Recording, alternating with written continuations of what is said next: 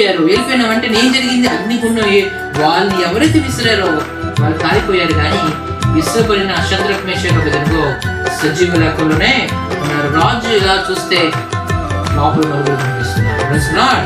రాజు పక్కన పిలిచారు. మనం వేసిన 2 మందిని ముగ్గురునే కదా. అవును, శద్రక్ మేషక్ అబేద్నెగో. ఏమి కలిగిన రోషం. ముగ్గురు వేసాం, మరి ఏమైంది?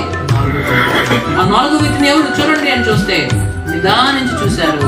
వాళ్ళ అప్పటికి అర్థమైపోయింది, దేవతను పోలిన ఒకరు, దేవతని పోలిన ఒక రూపం కనిపిస్తుంది. ఆ రూపము వీరితో కలిసి సంచరిస్తుంది.